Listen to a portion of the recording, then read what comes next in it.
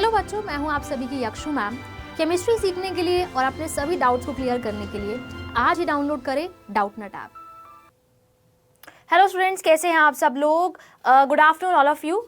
तो बच्चों, आज हमारा नेक्स्ट लेक्चर है, ऑलमोस्ट लास्ट सेकंड लेक्चर है। कल हम इस चैप्टर को मोस्ट प्रोबेबली वाइंड अप कर देंगे, राइट? देखो, अभी तक हम लोगों ने बहुत सारी चीज़ें इस चैप्टर के अंदर पढ़ ली है। अब हमारे पास इस चैप्टर के अंदर कुछ मोस्ट इंपॉर्टेंट टॉपिक्स बचे हुए हैं, जिसका नाम है कॉन्सेंट्रेशन टर्म्स।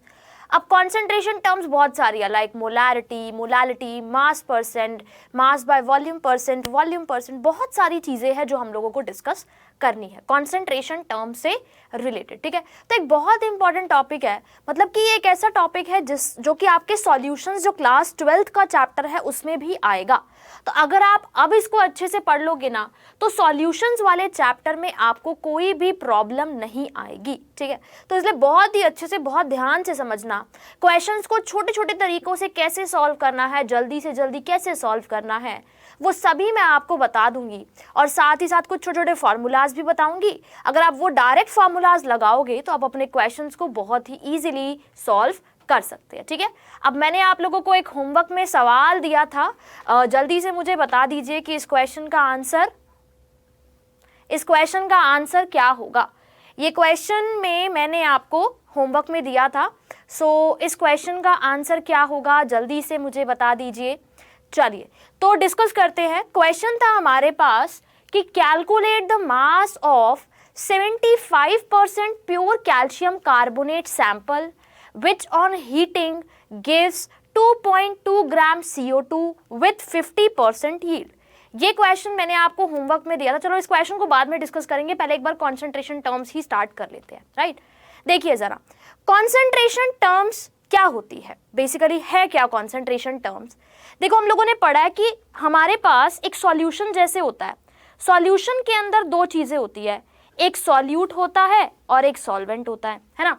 तो एक सॉल्यूशन के अंदर दो चीजें होती है, एक तो होता है सॉल्यूट और एक होता है क्या, सॉल्वेंट, राइट? अब आप लोगों ने एक छोटी सी डेफिनेशन सुनी होगी कि सॉल्यूट क्या होता है। सॉल्यूट वो चीज होती है जो कि कम क्वांटिटी में प्रेजेंट होती है, और सॉल्वेंट वो चीज होती है जो कि ज्यादा क्वांटिटी में प्रेजेंट होती है ना? आप लोगों ने ऐसा सुना होगा कि सॉल्यूट वो होता है जो कि कम क्वांटिटी में होता है, और सॉल्वेंट वो होता है जो कि ज्यादा क्वांटिटी में होता है, राइट? ये आप लोगों ने सुना होगा। बट ये जो डेफिनेशन होती है ना, ये हर टाइम पे वैलिड नहीं होती। मतलब कि ये डेफिनेशन हमेशा वैलिड नहीं होती। कब ये डेफिनेशन वैलिड होती है उसके बारे में भी देखेंगे। तो एक सॉल्यूशन के अंदर दो चीजें होती है, एक सॉल्यूट होता है और एक सॉल्वेंट होता है। एक से ज्यादा सॉल्यूट भी हो सकता है, बट यहाँ पे हम ऐसे सॉल्यूशन की बात करेंगे जिसमें एक सॉल्यूट होता है और साथ ही साथ एक सॉल्वेंट होता है।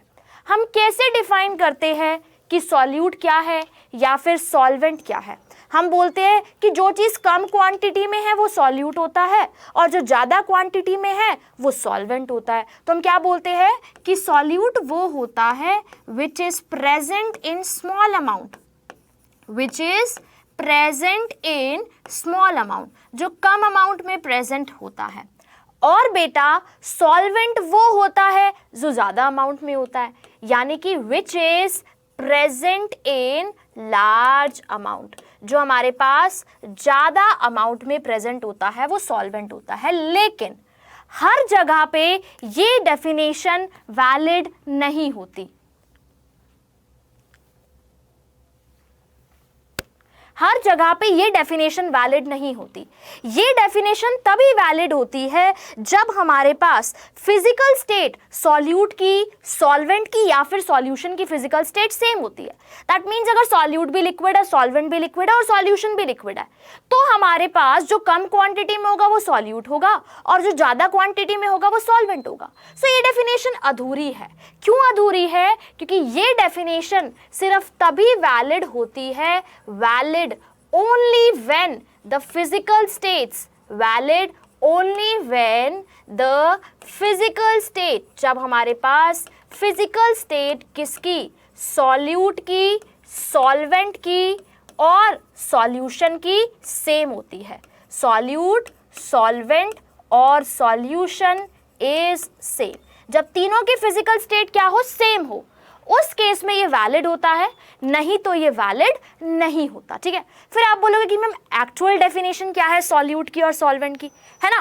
तो देखो, अब अगर आपके पास सपोज करो आपने क्या लिया, 5 ग्राम शुगर ली।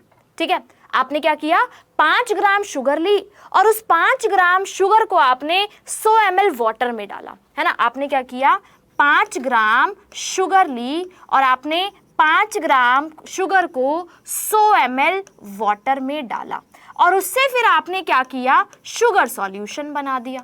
क्या किया बच्चे, शुगर सॉल्यूशन बना दिया। तो 5 ग्राम शुगर ली, उसको 100 ml वाटर में डाला और उससे सॉल्यूशन बना दिया। अब शुगर कैसा है, ये एक सॉलिड है। ठीक है, वाटर क्या है, लिक्विड है। और जब आप चीनी को पानी में मिलाते हो तो उससे जो सॉल्यूशन बनता है वो कैसा बनता है, वो भी लिक्विड होता है। अब यहाँ पे तो फिजिकल स्टेट सेम नहीं है, तो जब फिजिकल स्टेट्स सेम नहीं होती तो जिसकी फिजिकल स्टेट सॉल्यूशन से मैच कर रही है ना, वही हमारा सॉल्वेंट होता है। जिसकी फिजिकल स्टेट सॉल्यूशन से मैच कर रही है वही क्या होता है बच्चे, हमारा सॉल्वेंट होता है। ये हमने क्या बनाया है, शुगर सॉल्यूशन बनाया है। तो क्योंकि शुगर सॉल्यूशन लिक्विड है, उसके साथ साथ वाटर भी हमारा लिक्विड है, तो इसीलिए वाटर क्या होगा, सॉल्वेंट होगा और जो शुगर होगी वो क्या होगा, हमारा सॉल्यूट होगा। क्या होगा बच्चे, सॉल्यूट होगा। यानी कि आपके पास ये जो डेफिनेशन है ना कि सॉल्यूट वो होता है जो कम अमाउंट में और सॉल्वेंट वो होता है वो ज्यादा अमाउंट में, ये डेफिनेशन इनकम्प्लीट है। ये तभी होता है जब सबकी फिजिकल स्टेट्स क्या हो, सेम हो। लेकिन फिजिकल स्टेट्स जब अलग अलग होती है तो जिसकी फिजिकल स्टेट सॉल्यूशन से मैच करती है वही हमारा क्या होता है, सॉल्वेंट होता है, और दूसरा क्या होता है, हमारा सॉल्यूट होता है। तो आपका सॉल्वेंट क्या होता है, सॉल्वेंट के लिए एग्जैक्ट डेफिनेशन आपकी क्या होगी, एग्जैक्ट डेफिनेशन ये होगी कि सॉल्वेंट वो कंपोनेंट है which is present in larger amount, which is present in larger amount, जो बेटा larger amount में present होता है, which is present in larger amount, जो larger amount में present है ना, और जिसकी physical state solution से match करती है and has same physical state as that of solution and has same physical state as that of solution। जिसकी फिजिकल स्टेट सॉल्यूशन से मैच करती है वही हमारे पास क्या होता है, सॉल्वेंट होता है। तो सिर्फ ये डेफिनेशन नहीं है कि जो लार्जर क्वांटिटी में प्रेजेंट है वही सॉल्वेंट है। डेफिनेशन ये है कि जिसकी फिजिकल स्टेट सॉल्यूशन से मैच करेगी वो सॉल्वेंट होगा और जो ज्यादा क्वांटिटी में होगा वो हमारा सॉल्वेंट होगा। ठीक है, क्लियर है। यही छोटी सी बात मुझे आपको बतानी थी, राइट। तो ये छोटी सी चीज थी जो मुझे आपको बतानी थी। उसके अलावा जैसे सपोज करो एक एग्जांपल है, अगर मैंने क्या किया, 10 ml इथेनॉल लिया, 10 ml इथेनॉल लिया और मैंने उसको डाला 100 ml पानी में, 100 ml पानी में, मैंने 10 ml अल्कोहल लिया और उसको मैंने 100 ml पानी में डाल दिया। अब बताना है कि इसमें से सॉल्यूट कौन सा है और सॉल्वेंट कौन सा है ना। तो इथेनॉल भी लिक्विड होता है, वाटर भी लिक्विड होता है, तो इनको जब मिलाएंगे तो जो सॉल्यूशन बनेगा वो भी क्या होगा बच्चे, लिक्विड होगा। वो भी क्या होगा, लिक्विड होगा, है ना। तो देखो ये भी लिक्विड, ये भी लिक्विड और ये भी लिक्विड, दोनों ही लिक्विड, है ना, दोनों ही क्या होंगे, लिक्विड होंगे।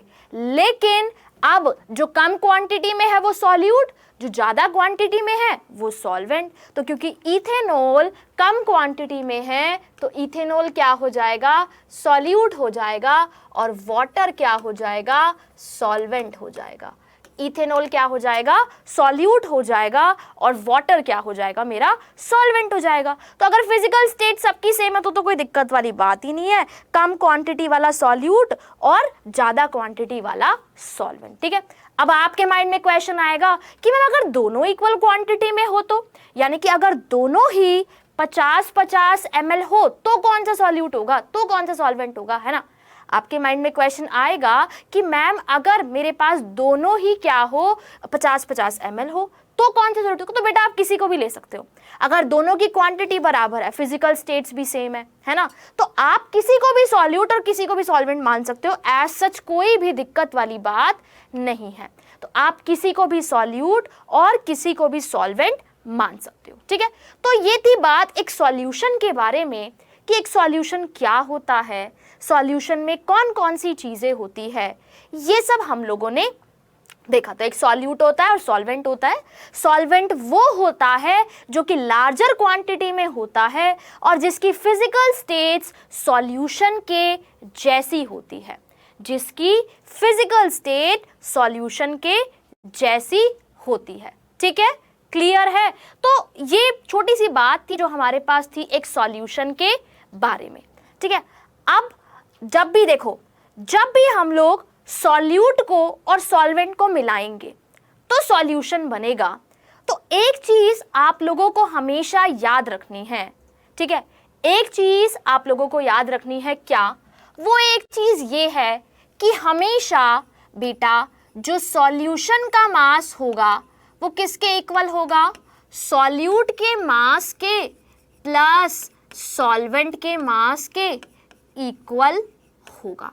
हमेशा जो सॉल्यूशन का मास होगा वो सॉल्यूट के मास के और सॉल्वेंट के मास के बराबर होगा। यानी कि मैंने 10 ग्राम सॉल्यूट लिया, मैंने 10 ग्राम सॉल्वेंट लिया, तो टोटल सॉल्यूशन का जो मास होगा वो 20 ग्राम होगा हमेशा, हर केस में, क्योंकि मास तो सेम ही रहता है ना। तो हमेशा सॉल्यूशन का जो मास होगा बेटा वो सॉल्यूट के मास के प्लस सॉल्वेंट के मास के बराबर होगा। लेकिन वॉल्यूम के केस में ऐसा नहीं होता। ठीक है, वॉल्यूम के केस में ऐसा नहीं होता।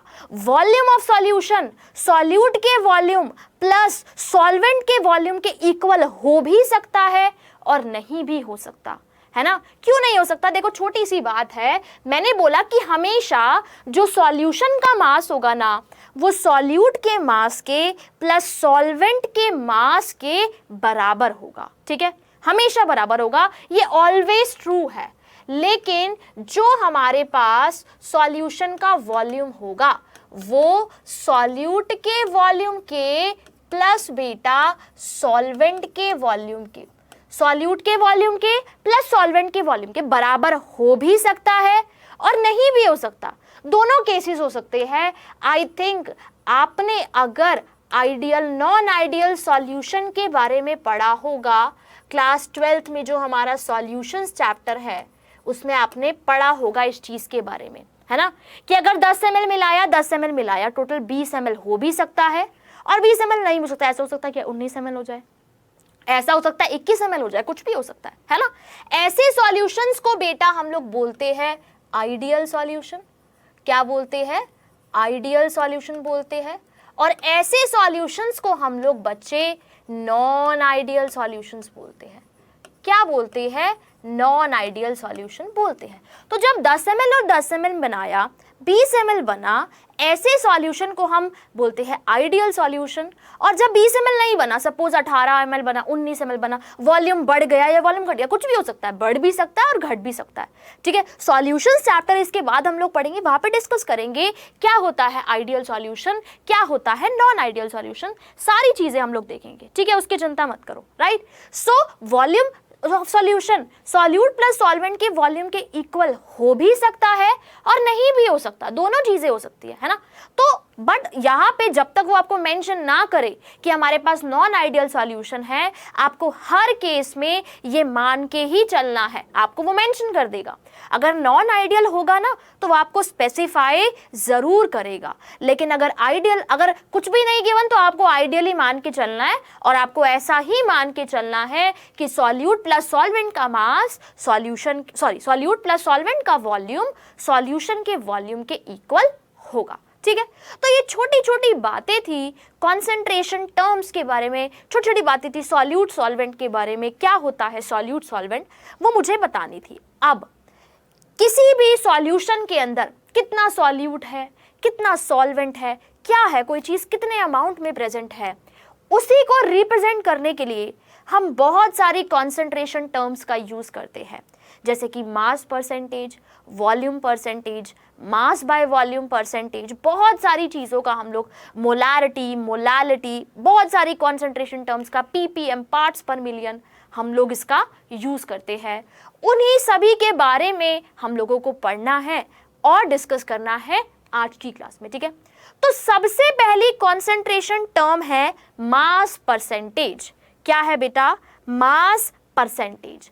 इस मास परसेंटेज को हम लोग W/W% से भी डिनोट करते हैं। किससे डिनोट करते हैं? W/W% से भी डिनोट करते हैं, राइट। अब ये मास परसेंटेज क्या होता है? मास परसेंटेज होता है सॉल्यूट का मास इन 100 ग्राम सॉल्यूशन, सॉल्यूट का मास इन 100 ग्राम सॉल्यूशन, कि 100 ग्राम सॉल्यूशन में कितना सॉल्यूट प्रेजेंट है उसको हम लोग बोलते हैं मास परसेंटेज। 100 ग्राम सॉल्यूशन में कितना सॉल्यूट का मास प्रेजेंट है वही होता है उसका मास परसेंटेज। 100 ग्राम में अगर 10 ग्राम सॉल्यूट है तो 10% हो जाएगा, 100 ग्राम में अगर 20% है तो 20% हो जाएगा, 100 ग्राम में अगर 30 ग्राम, 100 ग्राम सॉल्यूशन में 30 ग्राम, याद रखना 100 ग्राम सॉल्यूशन की बात हो रही है, सॉल्वेंट की बात नहीं हो रही बेटा। किसकी बात हो रही है? सॉल्यूशन की बात हो रही है। तो 100 ग्राम सॉल्यूशन में कितना सॉल्यूट प्रेजेंट है उसको हम क्या बोलते हैं? मास परसेंटेज बोलते हैं। सो मास परसेंटेज निकालने के लिए आपको क्या करना है? मास ऑफ सॉल्यूट को डिवाइड करना है मास ऑफ सॉल्यूशन से और मल्टीप्लाइड करना है 100 से। So mass of solute divided by mass of solution multiplied by 100। अगर वो बोले कि 10 ग्राम सॉल्यूट है, मान लो वो आपको बोल रहा है कि 10 ग्राम NaOH डाला है मैंने, किसमें? 100 ग्राम सॉल्यूशन में। किसमें? 100 ग्राम सॉल्यूशन में। तो आपके पास मास परसेंटेज क्या हो जाएगा? मास परसेंटेज हो जाएगा मास of solute which is 10 gram divided by mass of solution which is 100 gram multiplied by 100। 100 से 100 कैंसिल, तो मास परसेंटेज कितना आ गया? 10% आ गया, है ना, 10% आ गया। तो वेट ऑफ सॉल्यूट को वेट ऑफ सॉल्यूशन से डिवाइड करना है, 100 से मल्टीप्लाई कर देना है, आपके पास क्या आ जाएगा? आपके पास आ जाएगा उसका मास परसेंटेज। अगर 20 ग्राम NaOH बोलता कि आपके पास 20 ग्राम NaOH है, किस में? 100 ग्राम सॉल्यूशन में, तो 20/100 मल्टीप्लाइड बाय 100 कर देंगे तो 20% आ जाएगा। तो जितना सॉल्यूट 100 ग्राम सॉल्यूशन में है तो हमारे पास क्या आ जाएगा? उसका मास परसेंटेज आ जाएगा, ठीक है। चलो और एग्जांपल्स देखते हैं। नेक्स्ट एग्जांपल है, अगर मैंने 20 ग्राम NaCl 100 ग्राम वाटर में डाला है तो बताइए कि इस सॉल्यूशन का मास परसेंटेज क्या होगा? जल्दी से बताइए। मैंने क्या किया है, मैंने ना 100 ग्राम वाटर लिया और उसके अंदर 20 ग्राम NaCl डाल दी, तो वो बोल रहा है मास परसेंटेज क्या होगा। तो ऑब्वियस ही बात है, हमें पता है कि मास परसेंटेज होता है मास of solute, mass of solute divided by mass of solution multiplied by 100। अब सॉल्यूट कितना लिया है? 20 ग्राम। NaCl हम लोगों ने कितना डाला है? 20 ग्राम। तो 20 डिवाइडेड बाय सॉल्यूशन का मास। अब देखो 100 ग्राम तो सॉल्वेंट है, सॉल्यूशन नहीं है ये। आप गलती क्या करोगे? आप डिवाइड कर दोगे 20 को 100/100 करके 20% आंसर लिख दोगे। नहीं बेटा, ये वाटर तो सॉल्वेंट है ना, हमें तो नीचे मास सॉल्यूशन का लेना होता है ना, हमें तो नीचे मास सॉल्यूशन का लेना होता है। वाटर तो हमारा सॉल्वेंट है, आपको सॉल्वेंट का मास नहीं लेना, आपको किसका मास लेना है? सॉल्यूशन का मास लेना है। तो देखो सॉल्वेंट का मास प्लस सॉल्यूट का मास किसके इक्वल होगा? सॉल्यूशन के मास के इक्वल होगा। सॉल्वेंट का मास कितना है? 100 ग्राम। सॉल्यूट का मास कितना है? 20 ग्राम। तो सॉल्यूशन का मास हो जाएगा 120 ग्राम। ऐसी गलती नहीं करनी, सीधा जल्दी जल्दी में ऐसे मत कर देना 20/100 × 100, नहीं, आपको वो सॉल्वेंट का मास गिवन है, सॉल्यूशन का मास तो 120 है, तो वेट बाय वेट परसेंट कितना हो जाएगा? 20/120 इंटू 100। क्या हो जाएगा बच्चे 20/120 इंटू 100, यानी कि आप इसी तरीके से किसी भी सॉल्यूशन का वेट बाय वेट परसेंट निकाल सकते हो। ठीक है, चलिए नेक्स्ट है आपके पास कि अगर आपके पास 20% वेट बाय वेट NaCl का सॉल्यूशन है तो बताओ कि इसमें सॉल्यूट का मास कितना है और इसमें सॉल्वेंट का मास कितना है ना। अगर आपके पास 20% वेट बाय वेट NaCl है तो आपको बताना है कि इसमें सॉल्यूट का मास कितना है और इसमें सॉल्वेंट का मास कितना है। तो सबसे पहले आपको ये समझ में आना चाहिए, सबसे पहले बेटा आपको ये समझ में आना चाहिए कि एक्चुअल में सॉल्यूट कितना है ना। 20% वेट बाय वेट का मतलब क्या है आपको ये पता होना चाहिए, है ना। तो मैंने बोला कि वेट बाय वेट परसेंट क्या होता है कि कितना सॉल्यूट 100 ग्राम सॉल्यूशन में है ना। वेट बाय वेट परसेंटेज क्या होता है कि कितना सॉल्यूट 100 ग्राम सॉल्यूशन में है। तो 20% का मतलब मैं बोल सकती हूँ क्या कि 20 ग्राम NaCl प्रेजेंट है किस में 100 ग्राम सॉल्यूशन में, है ना। 20% NaCl प्रेजेंट है किस में 100 ग्राम्स सॉल्यूशन में, है ना।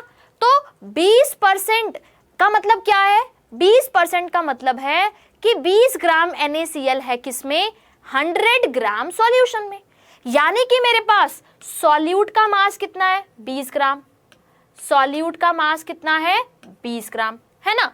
मेरे पास सॉल्यूशन का मास कितना है, सॉल्यूशन का मास है 100 ग्राम। ठीक है, सॉल्यूट का मास है 20 ग्राम, सॉल्यूशन का मास है 100 ग्राम। तो सॉल्वेंट का मास कितना हो जाएगा, सॉल्यूशन के मास में से सॉल्यूट का मास माइनस कर दो तो सॉल्वेंट का मास कितना हो जाएगा, सॉल्यूशन का मास माइनस सॉल्यूट का मास, सॉल्यूशन का मास माइनस सॉल्यूट का मास। तो सॉल्यूशन का मास कितना है 100 ग्राम माइनस सॉल्यूट का मास कितना है 20 ग्राम, यानी कि सॉल्वेंट का मास क्या हो जाएगा 80 ग्राम। सिंपल, है ना। तो वेट बाय वेट परसेंट का आपको मतलब समझ में आना चाहिए कि देखो आगे अभी हम बहुत सारे सवाल करेंगे, बहुत सारी कंसंट्रेशन टर्म्स करेंगे। उस केस में अगर आपको इसका मतलब पता है ना कि 20% वेट बाय वेट का मतलब क्या है तो आप सवालों को बहुत इजीली सॉल्व कर पाओगे। लेकिन अगर आपको इसका मतलब ही नहीं पता तो बहुत दिक्कत आने वाली है ना। तो 20 ग्राम NaCl 100 ग्राम सॉल्यूशन में है, या फिर मैं ये भी बोल सकती हूँ कि 20 ग्राम NaCl किस में है आपके पास 80 ग्राम सॉल्वेंट में है, क्योंकि सॉल्वेंट का मास 80 ग्राम है ना। तो 20% वेट बाय वेट का मतलब है या तो 20 ग्राम NaCl 100 ग्राम सॉल्यूशन में है या फिर 20 ग्राम NaCl 80 ग्राम सॉल्वेंट में है, या फिर 20 ग्राम NaCl 80 ग्राम सॉल्वेंट में है। ठीक है, तो 20% वेट बाय वेट का आपके पास ये मतलब है, राइट। चलिए आगे चलते हैं, चलो एक और चीज डिस्कस करते हैं। अब हमारे पास 20% वेट बाय वेट तो NaCl है, लेकिन उस 20% वेट बाय वेट का मैंने 20 ग्राम सॉल्यूशन लिया है ना। क्वेश्चन को ध्यान से समझो, हमने क्या किया है, हमारे पास 20% वेट बाय वेट NaCl है, हमने उस सॉल्यूशन का ही 20 ग्राम लिया। अब वो बोल रहे हैं कि उसके 20 ग्राम सॉल्यूशन में कितना NaCl है और कितना सॉल्वेंट है, तो तुम मुझे ये बताओ, है ना। अब वो बोल रहा है कि उसका हमने 20 ही ग्राम लिया है। ठीक है, तो देखो सबसे पहली बात 20% वेट बाय वेट NaCl का क्या मतलब है, इसका मतलब है कि 20 ग्राम NaCl इन 100 ग्राम सॉल्यूशन। इसका मतलब है कि 20 ग्राम NaCl इन 100 ग्राम सॉल्यूशन, लेकिन हमने 100 ग्राम तो लिया ही नहीं ना, हमने तो सॉल्यूशन सिर्फ 20 ग्राम लिया। तो 100 ग्राम में अगर 20 ग्राम है, 100 ग्राम सॉल्यूशन में अगर 20 ग्राम NaCl है तो वो बोल रहा है कि इस सॉल्यूशन के 20 ग्राम में कितना NaCl होगा, है ना। तो 1 ग्राम में कितना NaCl होगा 20/100, 20/100 तो 20 ग्राम में कितना NaCl होगा 20/100 इंटू 20, यानी कि 4 ग्राम। तो बस निकाल लिया हम लोगों ने। देखो 20% वेट बाय वेट का मतलब है कि 20 ग्राम NaCl 100 ग्राम सॉल्यूशन में है ना। अब उसने बोला है कि हमने इस सॉल्यूशन का मास 100 ग्राम नहीं लिया, हमने क्या लिया है, हमने 20 ग्राम लिया है। तो 100 ग्राम सॉल्यूशन में इतना NaCl था, है ना। 1 ग्राम में इतना NaCl होगा तो 20 ग्राम में कितना NaCl होगा, 4 ग्राम होगा। यानी कि 20 ग्राम सॉल्यूशन के अंदर अगर मेरे पास 4 ग्राम NaCl है, अगर मेरे पास 4 ग्राम NaCl है तो बाकी का बचा हुआ क्या होगा, सॉल्वेंट होगा, है ना। तो 20 में से 4 गए यानी कि 16 ग्राम मेरे पास क्या होगा, सॉल्वेंट होगा। 16 ग्राम्स मेरे पास क्या होगा बच्चे, वो सॉल्वेंट होगा। सो 20 ग्राम सॉल्यूशन में से 4 ग्राम आपका सॉल्यूट है और बाकी का बचा हुआ 16 ग्राम आपके पास क्या है, सॉल्वेंट है। ठीक है, 16 ग्राम क्या है, सॉल्वेंट है। सो 20 ग्राम सॉल्यूशन में 4 ग्राम NaCl होगा जिसमें से 16 ग्राम सॉल्वेंट होगा। ठीक है, चलिए आगे चलते हैं और डिस्कस करते हैं अगली कॉन्सेंट्रेशन टर्म जिसका नाम है मास बाय वॉल्यूम परसेंटेज। क्या है बच्चे, मास बाय वॉल्यूम परसेंटेज। अब ये मास बाय वॉल्यूम परसेंटेज क्या होता है, मास बाय वॉल्यूम, जैसे मास बाय मास को W/W से डिनोट कर रहे थे ना, वैसे ही मास बाय वॉल्यूम को हम लोग वेट बाय वॉल्यूम परसेंट से डिनोट करेंगे। किससे डिनोट करेंगे, वेट बाय वॉल्यूम परसेंटेज से डिनोट करेंगे। अब देखो मास बाय मास क्या था कि कितना सॉल्यूट 100 ग्राम सॉल्यूशन में है, मास बाय वॉल्यूम क्या हो जाएगा कि कितना सॉल्यूट 100 ml सॉल्यूशन में है, बस सिंपल। वहां मास था, यहाँ वॉल्यूम है। लेकिन सॉल्यूशन की बात करेंगे, याद रखना सॉल्वेंट को गलती से मत ले लेना आप, सॉल्वेंट को कभी भी गलती से मत ले लेना। हमेशा किसकी बात करेंगे बेटा, हम लोग सॉल्यूशन की बात करेंगे। सो मास बाय वॉल्यूम परसेंट क्या हो गया कि 100 ml सॉल्यूशन में कितना सॉल्यूट है। अगर मैं बोलूं कि 100 ml सॉल्यूशन में 5 ग्राम सॉल्यूट है, 5 ग्राम सॉल्यूट है तो 5% हो जाएगा। अगर मैं बोलूं कि 100 ml सॉल्यूशन में 10 ग्राम सॉल्यूट तो 10% हो जाएगा। तो मास बाय वॉल्यूम परसेंटेज क्या होता है, ये होता है मास of solute divided bye volume of solution multiplied by 100। Mass by volume percentage क्या हो जाएगा, मास of solute by volume of solution into 100। जैसे कि अगर मैं आपको बोलूं कि बेटा 5 ग्राम NaOH, 5 ग्राम NaOH 100 ml सॉल्यूशन में है, किस में है, 100 ml सॉल्यूशन में है, तो बताओ कि वेट बाय वॉल्यूम परसेंटेज कितना होगा, है ना। वेट बाय वॉल्यूम परसेंटेज कितना होगा, तो वेट बाय वॉल्यूम परसेंटेज क्या हो जाएगा, मास ऑफ सॉल्यूट जो कि 5 ग्राम है, वॉल्यूम ऑफ सॉल्यूशन कितना है 100 ml मल्टीप्लाइड बाय 100 यानी कि कितना हो जाएगा, 5% हो जाएगा। कितना हो जाएगा बेटा, 5% हो जाएगा। तो 5 ग्राम सॉल्यूट 100 ml सॉल्यूशन में है तो वेट बाय वॉल्यूम परसेंटेज कितना होगा, 5% होगा। अगर वो 10 ग्राम की बात करें 10% होगा, है ना। तो इसी तरीके से हम लोग वेट बाय वॉल्यूम परसेंटेज भी निकाल सकते हैं। ठीक है, हम लोग वेट बाय वॉल्यूम परसेंटेज भी निकाल सकते हैं, राइट। चलिए आगे चलते हैं। अच्छा, इससे पहले मैं आपको एक बहुत ही छोटा सा और बहुत ही सिंपल सा रिलेशन बताना चाहती हूँ।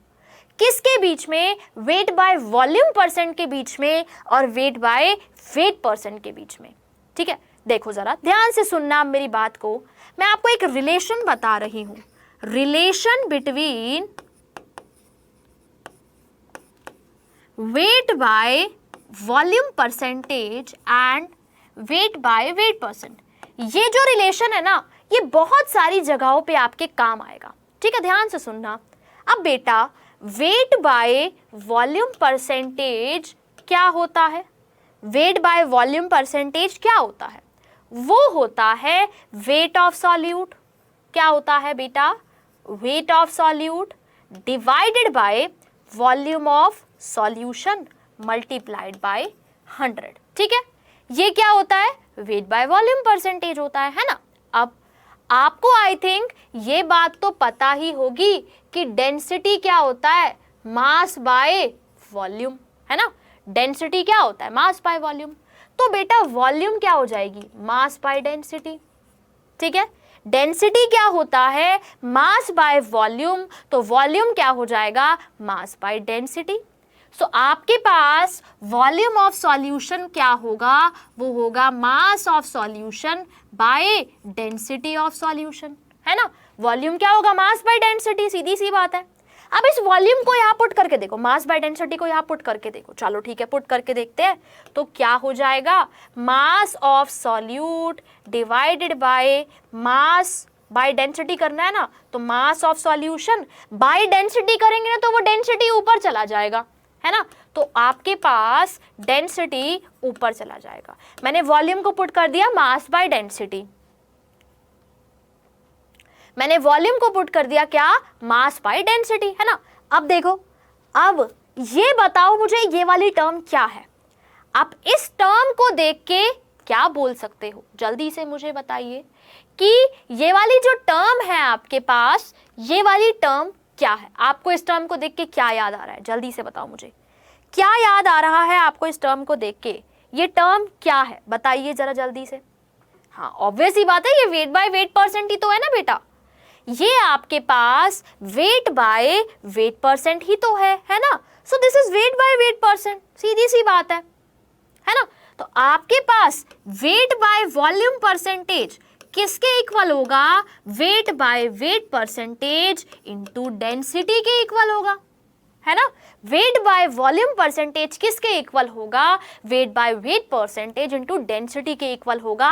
ये रिलेशन एक बहुत ही ज्यादा इंपॉर्टेंट रिलेशन है, very very very important relation, very very very important relation. मतलब बहुत जगहों पे काम आ सकता है ये। आपको डेंसिटी दी होगी, आपको वेट बाय वेट परसेंटेज दिया होगा, आपको वेट बाय वॉल्यूम परसेंटेज निकालना होगा, आपको वेट बाय वॉल्यूम परसेंटेज निकालना होगा। कैसे निकालोगे भाई, वेट बाय वेट परसेंट को डेंसिटी से मल्टीप्लाई कर दो, आपके पास क्या आ जाएगा, वेट बाय वॉल्यूम परसेंटेज आ जाएगा, बस, है ना। और यहाँ पे 100 ml की बात होती है, डेंसिटी ग्राम पर ml में ही लेनी है, डेंसिटी आपको ग्राम पर ml में ही लेनी है, ठीक है, क्लियर है। तो इस तरीके से आप लोग वेट बाय वेट परसेंट को वेट बाय वॉल्यूम परसेंट से भी रिलेट कर सकते हो। किससे रिलेट कर सकते हो, वेट बाय वॉल्यूम परसेंटेज को वेट बाय वेट परसेंटेज से रिलेट आप कर सकते हो, ठीक है, क्लियर है। जल्दी से बताइए। फिर चलते हैं आगे नेक्स्ट कॉन्सेंट्रेशन टर्म पे, ठीक है, चलिए आगे चलते हैं। नेक्स्ट कॉन्सेंट्रेशन टर्म है मेरे पास वॉल्यूम परसेंटेज। अब मास परसेंटेज क्या था, W by W percent, weight by volume, mass by volume percentage क्या था, W by V percent. Next है वॉल्यूम परसेंटेज यानी कि V बाय V परसेंट, है ना। अब देखो दोनों का ही वॉल्यूम है, यानी कि दोनों कंपोनेंट्स लिक्विड स्टेट में होंगे, दोनों ही कंपोनेंट्स लिक्विड स्टेट में होंगे, दोनों का ही क्या होगा, वॉल्यूम होगा, ठीक है, दोनों का ही वॉल्यूम होगा, दोनों ही लिक्विड स्टेट में होंगे। अब वॉल्यूम परसेंटेज क्या होता है, वॉल्यूम परसेंटेज होता है वॉल्यूम ऑफ सॉल्यूट। क्या होता है बेटा, volume of solute divided bye volume of solution multiplied by 100। Volume of solute by volume of solution multiplied by 100, है ना। तो वॉल्यूम परसेंटेज क्या हो जाएगा, volume of solute divided bye volume of solution multiplied by 100।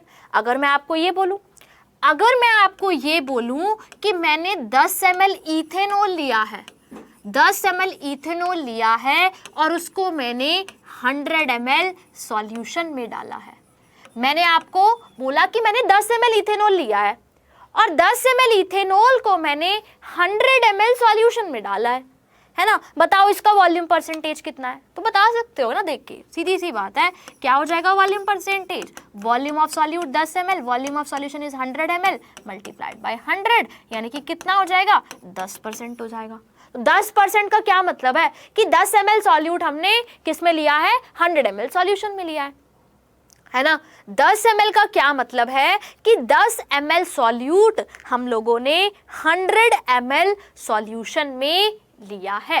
ठीक है, clear है। तो ये छोटी छोटी कॉन्सेंट्रेशन टर्म्स थी हमारे पास, मास परसेंटेज, वॉल्यूम परसेंटेज, साथ ही साथ हमारे पास वॉल्यूम बाय वॉल्यूम परसेंटेज, है ना। तो ये छोटी छोटी कॉन्सेंट्रेशन टर्म्स थी। आगे हम लोग मोलैरिटी पढ़ेंगे, मोलैलिटी पढ़ेंगे, उसमें बहुत ज़्यादा आपका ये यूज़ होगी। अगर आपको यही नहीं पता ना कि मास परसेंटेज का मतलब क्या है, मास परसेंटेज का मतलब है कि 10 ग्राम सॉल्यूट 100 ग्राम सॉल्यूशन में है। अगर आपको यही नहीं पता तो फिर आप क्वेश्चंस को सॉल्व नहीं कर पाओगे, क्योंकि यहां से आप लोग बता सकते हो ना कि सॉल्यूट का मास कितना है, फिर सॉल्यूट के मास से आप सॉल्यूट के मोल्स निकाल सकते हो, फिर उससे बाकी की कॉन्सेंट्रेशन टर्म्स आप इजीली कर सकते हो। ठीक है, तो चलिए अब डिस्कस करते हैं हम लोग हमारी मेन कॉन्सेंट्रेशन टर्म्स, जिसका नाम है मोलैरिटी, मोलैलिटी। कैसे मोलैरिटी हमारे पास हम लोग निकालते हैं। ठीक है, छोटी छोटी चीजें हैं जो हम लोगों को डिस्कस करनी है। So next concentration term is molarity. चलिए, अब मोलैरिटी क्या होती है।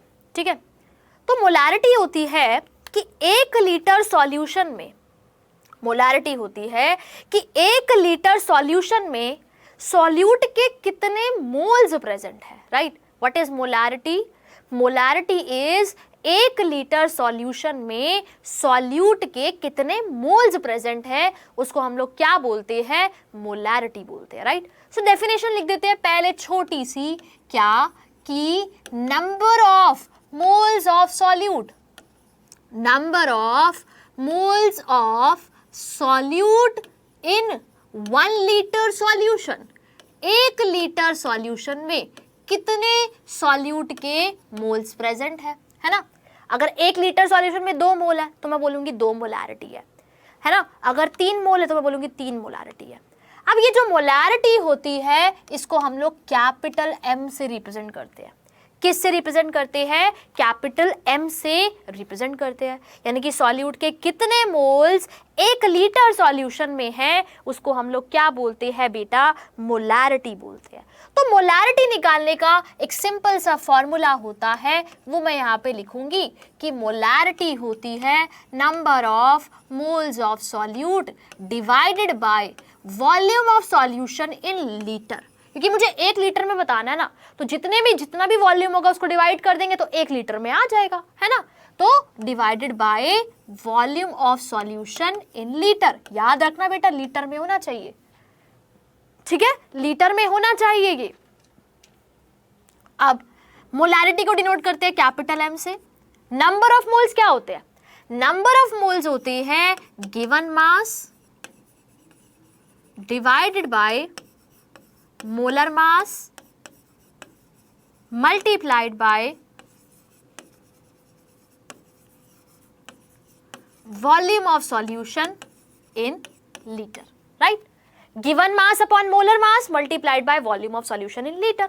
अच्छा, अगर ये ml में हो तो क्या होगा, है ना। ये तो हमने फिक्स कर दिया कि भाई लीटर में होना चाहिए, लेकिन अगर ये ml में हो तो क्या होगा? तो अगर ml में होगा तो लीटर में करने के लिए 10⁻³ से मल्टीप्लाई करेंगे, और वो 10⁻³ ऊपर जाके 10⁻³ बन जाएगा, यानी कि 1000 से ऊपर मल्टीप्लाई हो जाएगा। So molarity is equal to given mass upon molar mass, और अगर वॉल्यूम नीचे ml में है तो ऊपर 1000 से मल्टीप्लाई कर देंगे। क्या करने के लिए? उसको लीटर में कन्वर्ट करने के लिए। ठीक है, अब देखो मोलैरिटी क्या है? Number of moles of solute by volume of solution in litre. Number of moles of solute by volume of solution in litre. तो बेटा number of moles of solute क्या हो जाएंगे?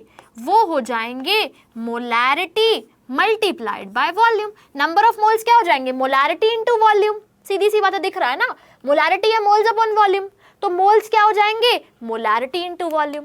तो बेटा मोल्स आपके पास क्या हो जाएंगे? वो हो जाएंगे मोलैरिटी इनटू वॉल्यूम। और अगर आपके पास वॉल्यूम लीटर में है तो आपके पास क्या आ जाएंगे? उसके मोल्स आ जाएंगे, है ना, क्या आ जाएंगे आपके पास, उसके मोल्स आ जाएंगे। और साथ ही साथ बेटा अगर हमारे पास वॉल्यूम ml में होता है ना तो मोल्स नहीं आते, ठीक है, आपके पास वॉल्यूम ml में होता है तो मोल्स नहीं आते, वॉल्यूम लीटर में तो मोल्स आएंगे, लेकिन अगर वॉल्यूम ml में है तो आपके पास आएंगे मिलीमोल्स। क्या आएंगे, मिलीमोल्स, क्योंकि ml में तो 10⁻³ से मल्टीप्लाई -3 से मल्टीप्लाई करना पड़ेगा, तो 10⁻³ मोल्स आएंगे एंड विच इज मिलीमोल। तो हमारे पास क्योंकि बेटा 1 मिलीमोल 10⁻³ मोल्स के इक्वल होता है, इसलिए 10⁻³ मोल्स के इक्वल होता है। तो ml में होगा तो 10⁻³ मोल जाएंगे, और 10⁻³ मोल्स का मतलब है मिलीमोल। तो जब आप वॉल्यूम लीटर में लोगे तो मोल जाएंगे, ml में लोगे तो मिलीमोल जाएंगे। And 1 millimole is equal to 10⁻³ moles. 1 millimole क्या होता है, 10⁻³ मोल्स होता है। अब इसकी यूनिट के बारे में बात करते हैं, है ना, इसकी यूनिट के बारे में बात करते हैं। यूनिट क्या होती है, तो देखो ऊपर बेटा हमारे पास क्या है, मोल्स है, यहाँ पे मोल्स है, नीचे वॉल्यूम है, तो यूनिट क्या हो जाएगी, मोल अपॉन लीटर। ऊपर मोल्स है ना, नीचे वॉल्यूम है, तो यूनिट क्या हो गई, मोल अपॉन लीटर, या फिर मोल पर लीटर, या फिर हम कैपिटल M लिख देते हैं और मोलर भी लिख देते हैं, मोलर, ठीक है, क्या लिख देते हैं, मोलर। तो यूनिट क्या हो गई, मोल पर लीटर। क्या हो जाएगी बेटा, मोल पर लीटर, और कैपिटल M और हम लोग मोलर भी लिख देते हैं, ठीक है। तो ये तो बात हुई छोटी सी यूनिट के बारे में। अब इसके अलावा कुछ टर्म्स आपको मिलेगी, जैसे कि वो आपको बोलेगा कि मोलर सॉल्यूशन है, वो आपको बोलेगा सेमी मोलर सॉल्यूशन है, वो आपको बोलेगा कि डेसीमोलर सॉल्यूशन है, वो आपको बोलेगा मिली मोलर सॉल्यूशन है। तो क्या मतलब है इन सब का, है ना। तो देखो जरा कुछ टर्म्स वो आपको बोलेगा, जैसे कि वो बोलेगा मोलर सॉल्यूशन है, वो बोलेगा सेमी मोलर सॉल्यूशन है, सेमी मोलर, है ना। तो मोलर सॉल्यूशन का मतलब है कि मोलैरिटी आपके पास 1 है, मोलैरिटी क्या है, 1 है। सेमी मोलर का मतलब है कि मोलैरिटी है m/2 यानी कि 0.5 मोलर। सेमी मोलर का मतलब है मोलैरिटी है m/2 यानी कि 0.5 मोलर। डेसीमोलर का मतलब है मोलैरिटी है m/10 यानी कि 0.1 मोलर। डेसीमोलर का मतलब है m/10 यानी कि 0.1 मोलर, ठीक है। क्या मतलब है, m/10 यानी कि 0.1 मोलर। सेंटीमोलर का मतलब है m/100 यानी कि 0.01 मोलर। एंड मिलीमोलर का मतलब है m/1000 यानी कि 0.001 मोलर, 0.001 मोलर, है ना।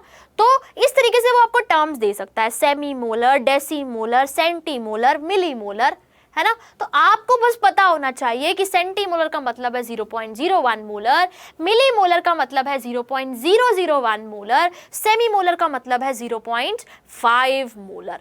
तो ये सारी चीजें आपको पता होनी चाहिए, क्योंकि आपके पास सीधा सीधा सवाल पूछ सकता है वो, ठीक है, सीधा सीधा सवाल आप लोगों से पूछा जा सकता है, राइट। तो इस तरीके से मोलैरिटी से बेसिक से क्वेश्चन आते हैं। कैसे क्वेश्चंस आते हैं अभी डिस्कस करेंगे, उसकी चिंता मत करो, ठीक है। चलिए अब चलते हैं आगे और डिस्कस करते हैं एक सवाल है कि what will be the molarity of solution. Solution की मोलैरिटी क्या होगी when water is added to 10 gram calcium carbonate to make 100 ml solution, ठीक है। वो बोल रहे हैं कि हमने 10 ग्राम कैल्शियम कार्बोनेट लिया और उसको 100 ml सॉल्यूशन में डाला, मतलब वॉल्यूम ऑफ सॉल्यूशन गिवन है, मास ऑफ सॉल्यूट गिवन है, मोलैरिटी बतानी है। तो देखो मास ऑफ सॉल्यूट कितना है, 10 ग्राम, ठीक है। हमें मोलैरिटी के लिए क्या क्या चाहिए, सॉल्यूट के मोल्स चाहिए और सॉल्यूशन का वॉल्यूम चाहिए, ठीक है। सॉल्यूट के मोल्स चाहिए और सॉल्यूशन का वॉल्यूम चाहिए। तो आपके पास मोल्स ऑफ सॉल्यूट क्या हो जाएंगे, मास of solute which is 10 gram divided by molar mass which is 100 ग्राम, 0.1। तो मोल्स कितने आ गए, 0.1 आ गए, है ना। अब आपको और क्या चाहिए, वॉल्यूम ऑफ सॉल्यूशन। और वॉल्यूम ऑफ सॉल्यूशन कितना गिवन है, 100 ml।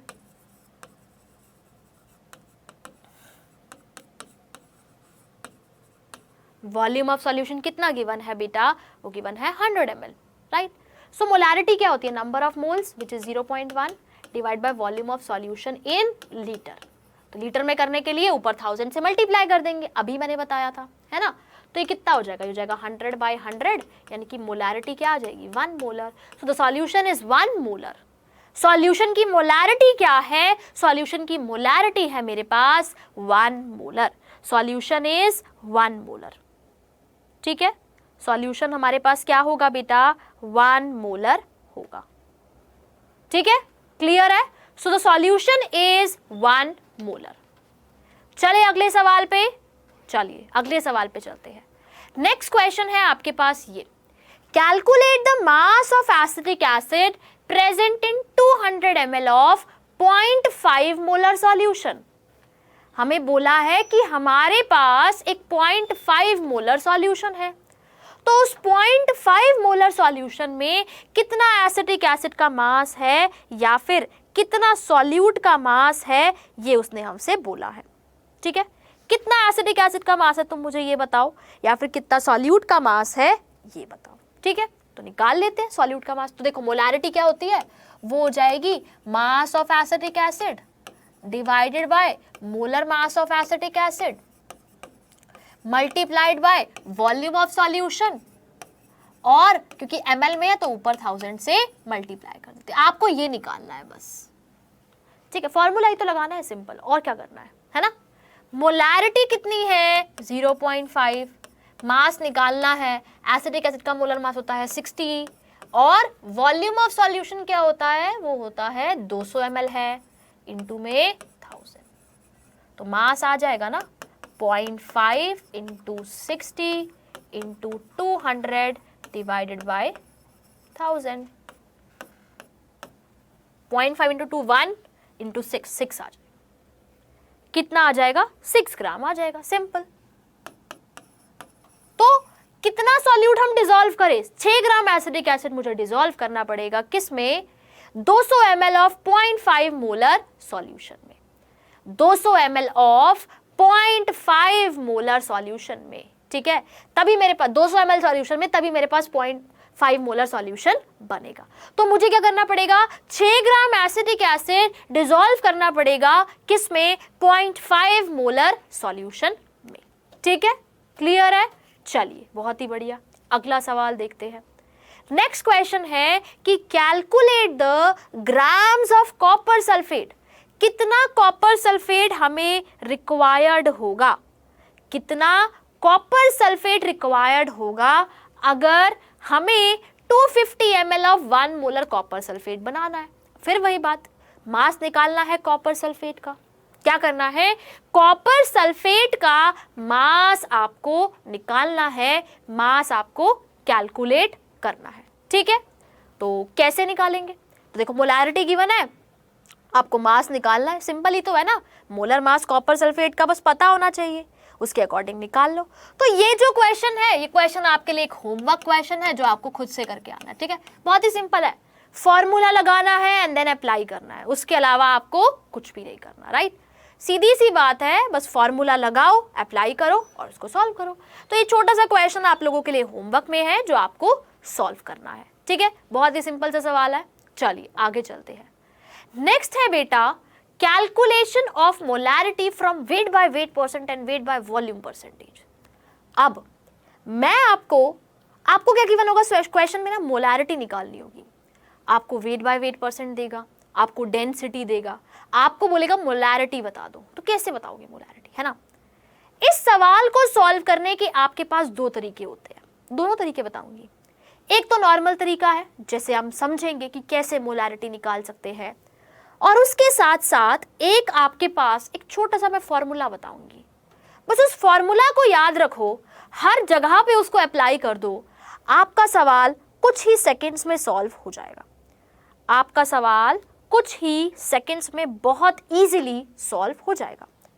पहले तो समझेंगे, समझना भी तो जरूरी है ना कि कैसे सवालों को सॉल्व करना है है ना। फिर फॉर्मूला बताऊंगी एक, उस फॉर्मूला की मदद से आप कुछ ही सेकंड्स में उस क्वेश्चन को सॉल्व कर सकते हो। आइए जरा देखते हैं। अब उसने बोला कि हमारे पास ना एक NaOH सॉल्यूशन है, इस NaOH सॉल्यूशन की आपको मोलैरिटी निकालनी है। तो मोलैरिटी के लिए आपको क्या चाहिए, सॉल्यूट के मोल्स चाहिए और सॉल्यूशन का वॉल्यूम चाहिए, राइट। आपको क्या गिवन है, W/W% और डेंसिटी। तो देखो W/W% 80 है, इसका क्या मतलब है ना। W/W% 80 है, इसका क्या मतलब है, इसका मतलब है कि हमने क्या किया है, 80 ग्राम सॉल्यूट 100 ग्राम सॉल्यूशन में डाला है। हमने क्या किया है, 80 ग्राम सॉल्यूट 100 ग्राम सॉल्यूशन में डाला है। 80 ग्राम सॉल्यूट हमने डाला है 100 ग्राम सॉल्यूशन में, ठीक है। 80 ग्राम सॉल्यूट हम लोगों ने 100 ग्राम सॉल्यूशन में डाला है। यहां से मेरे पास क्या आ गया, मेरे पास सॉल्यूट का मास आ गया 80 ग्राम, है ना। सॉल्यूट का मास आ गया भाई, मुझे wait by weight percent given था। अब सॉल्यूट के मोल्स नहीं निकाल सकते क्या, निकाल सकते हैं ना, हमें तो पता है मोल्स क्या होते हैं, गिवन मास अपॉन मोलर मास। तो मास कितना है 80 और NaOH है, NaOH का मोलर मास कितना होता है 40, तो कितने मोल्स आ गए सॉल्यूट के, 2 मोल आ गए। यानी कि मोलैरिटी निकालने के लिए मुझे चाहिए moles of solute divided bye volume of solution in litre, ठीक है। Moles of solute by volume of solution in litre. अब मोल्स तो आ ही गए, आपको बस सॉल्यूशन का वॉल्यूम चाहिए। अब देखो, आपको सॉल्यूशन की डेंसिटी गिवन है क्या, हाँ जी बिल्कुल गिवन है 1.2 ग्राम पर ml। आपको सॉल्यूशन का मास गिवन है क्या, हाँ जी बिल्कुल गिवन है 100 है। तो मास ऑफ सॉल्यूशन कितना है 100 ग्राम। क्या आप वॉल्यूम नहीं निकाल सकते क्या, निकाल सकते हो ना बेटा, वॉल्यूम नहीं निकाल सकते क्या, बिल्कुल निकाल सकते हैं। हमें पता है डेंसिटी होती है मास बाय वॉल्यूम, तो मास क्या हो जाएगा density into volume, sorry volume क्या हो जाएगा मास अपॉन डेंसिटी। वॉल्यूम आपके पास क्या हो जाएगा, वॉल्यूम हो जाएगा बेटा मास इंटू वॉल्यूम क्या हो जाएगा मास अपॉन डेंसिटी। मास कितना है 100, डेंसिटी है 1.2, तो वॉल्यूम कितना हो जाएगा 1000/12। अब ये किसमें था ग्राम्स में, ये किसमें था ग्राम्स पर ml में, तो वॉल्यूम आ जाएगा ml। तो वॉल्यूम आपके पास इतना आ गया, है ना, वॉल्यूम आपके पास ml में इतना आ गया। तो अब वॉल्यूम ऑफ सॉल्यूशन भी आ चुका है, मोल्स ऑफ सॉल्यूट भी आ चुके हैं, सब कुछ तो आ चुका है। आपको बस क्या करना है, आपको बस मोलैरिटी निकालनी है ना। क्या करना है, मोलैरिटी निकाली। तो मोलैरिटी क्या होती है, मोल्स ऑफ सॉल्यूट, कितने मोल्स है बेटा 2 मोल है, divide by volume of solution 1000/12, और ये ml में है तो इसको लीटर में करने के लिए ऊपर मल्टीप्लाई कर देंगे 1000 से 1000 कैंसिल, ये 12 ऊपर चला जाएगा, मोलैरिटी हो जाएगी 24 मोलर।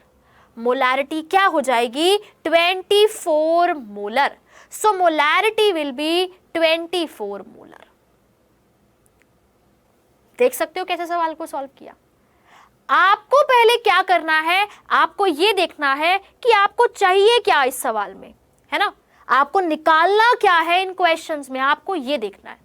तो मुझे सॉल्यूट के मोल्स चाहिए थे, मुझे सॉल्यूशन का वॉल्यूम चाहिए था, सॉल्यूट के मोल्स चाहिए थे, सॉल्यूशन का वॉल्यूम चाहिए था। अगर उसको हम लोग सॉल्व करेंगे तो हमारे पास क्या आ जाएगी, मोलैरिटी आ जाएगी, है ना। अब कैसे निकाले, वेट बाय वेट परसेंट से मैंने सॉल्यूट का मास निकाला, सॉल्यूट के मास से मैंने क्या किया, मैंने सॉल्यूट का मोल्स निकाले, सॉल्यूट के मास से मैंने सॉल्यूट के मोल्स निकाले। डेंसिटी मुझे गिवन है, मुझे क्या चाहिए, और सॉल्यूशन का वॉल्यूम, मुझे सॉल्यूशन का मास पता है, सॉल्यूशन की डेंसिटी पता है, सॉल्यूशन का मुझे क्या निकालना है, वॉल्यूम निकालना था, मैंने निकाल लिया। फिर मोल्स को मैंने वॉल्यूम से डिवाइड कर दिया, और वॉल्यूम किस में है, लीटर में, तो हमारे पास क्या आ गई, मोलैरिटी आ गई। क्या आ गई बच्चे, मोलैरिटी आ गई।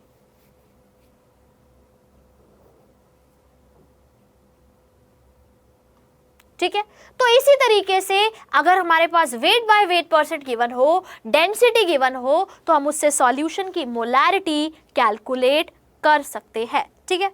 अब पेपर में अगर आपको अपना टाइम बचाना है, ठीक है, तो आपको इतना बड़ा करने की जरूरत नहीं, पेपर में टाइम कम होता है ना, तो आपको इतना बड़ा करने की जरूरत है ही नहीं।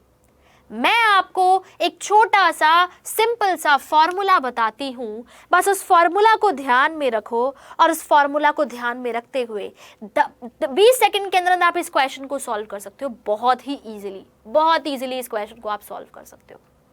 20 सेकंड के अंदर अंदर आप लोग इस सवाल को सॉल्व कर सकते हो। अब बस फॉर्मूला याद रखना है। फॉर्मूला क्या है जरा नोट करके लिख लीजिए। Molarity is equal to 10 into density into weight by weight percent divide by molar mass of solute.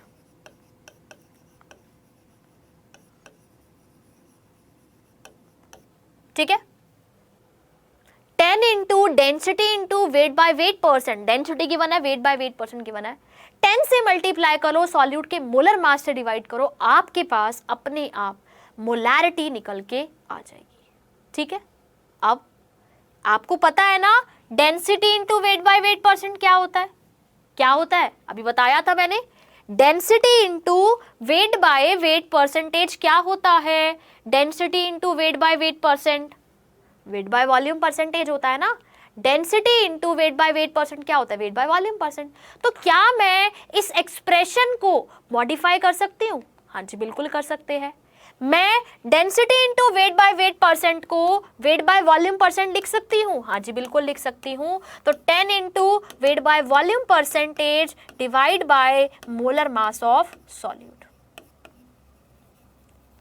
तो आपके पास मोलैरिटी का फॉर्मूला क्या हो गया, मोलैरिटी का फॉर्मूला हो गया ये। ठीक है, 10 into density into weight bye, कहां से आया आपको जरूरत ही नहीं है ना, मैंने डायरेक्ट फॉर्मूला बता दिया, लगाओ और सॉल्व करो। ठीक है, क्योंकि अभी तो बस हमें क्वेश्चन सॉल्व करने सीखने हैं जल्दी जल्दी, तो बस ये फॉर्मूला लगाओ, 10 into density into weight by weight percent by molar mass of solute, और density into weight by weight percent होता है वेट बाय वॉल्यूम परसेंटेज, तो वो हम लोगों ने देख ही लिया। ठीक है, वो हम लोगों ने देख ही लिया। ठीक है, अब देखो, अब इसी सवाल को सॉल्व करो इस फॉर्मूला से, चलिए देखते हैं। तो मोलैरिटी क्या हो जाएगी, 10 इंटू डेंसिटी, डेंसिटी कितनी है बेटा 1.2, वेट बाय वेट परसेंट कितना है 80 into 80 divide by molar mass of solute, solute क्या है NaOH, NaOH का मोलर मास क्या है 40, तो 40 इंटू 2, 1.2 इंटू 2 10, 12 इंटू 2 24 मोलर ही आ रहा है, देख सकते हो। इससे सॉल्व किया तब भी तो 24 मोलर आ रहा था, अब भी 24 मोलर आ रहा है, तो ये करने की जरूरत ही नहीं है, बस ये फॉर्मूला लगाओ और आंसर आ जाएगा, है ना। और कितने सेकंड में आएगा आप देख ही सकते हो, बस कैलकुलेशन गलत नहीं करनी, वो गलत कर दी तो फिर तो बात ही खत्म। सो मोलैरिटी क्या हो जाएगी 10 इंटू 1.2 इंटू 80 डिवाइडेड बाय 40 यानी कि 24 मोलर। वहां से भी यही आया था और यहां से भी यही आया, तो आपको ज्यादा कुछ करने की जरूरत ही नहीं है। बस आप लोग क्या करो, आप लोग सिर्फ और सिर्फ इसके थ्रू इस फॉर्मूला में पुट करो और अपने आंसर्स कैलकुलेट कर लो। ठीक है, ये करने की जरूरत ही नहीं है ना, फॉर्मूला लगाओ और आंसर आ जाएगा, सीधी सी बात है। फॉर्मूला लगाइए और आपके पास क्या आ जाएगा, इसका आंसर आ जाएगा। ठीक है, क्लियर है, जल्दी से बताइए, फिर चलते हैं आगे और डिस्कस करते हैं। चलो, अब ये क्वेश्चन है फिर से, 1.5 मोलर एसिटिक एसिड है, डेंसिटी है 0.8, आपको क्या करना है, वेट बाय वेट परसेंट निकालना है। तो निकाल सकते हो ना, हमें पता है कि मोलैरिटी होती है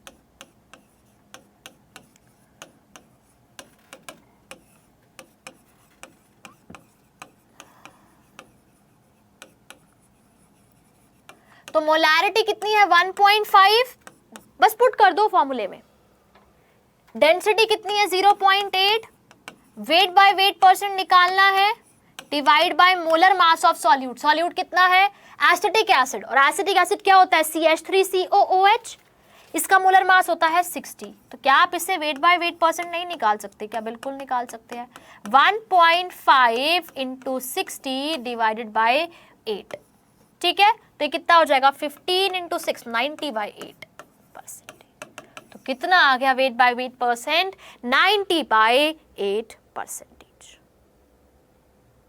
कितना आ गया बेटा 90/8%। अब इतना बड़ा करने की क्या जरूरत है, जो भी दिया है हमें उससे फर्क ही नहीं पड़ता, हमें तो फॉर्मूला पता है, हम उस फॉर्मूला को लगा के अपने सवालों को बहुत ही इजीली सॉल्व कर सकते हैं, अपने क्वेश्चंस को बहुत ही इजीली सॉल्व कर सकते हैं। ठीक है, सिंपल फॉर्मूला लगाओ और उसके बाद सॉल्व कर दो।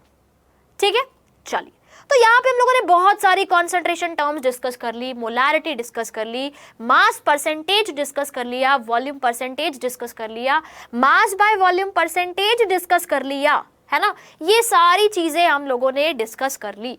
अब हमारे पास कुछ कॉन्सेंट्रेशन टर्म्स बची है, जैसे कि molality, mole fraction, ppm concentration और मोलारिटी की एप्लीकेशंस। तो एक सवाल मैंने आपको होमवर्क में दिया है, ये सवाल जरूर करके आना। ठीक है, ठीक है, तो मिलते हैं कल की क्लास में। Thank you very much.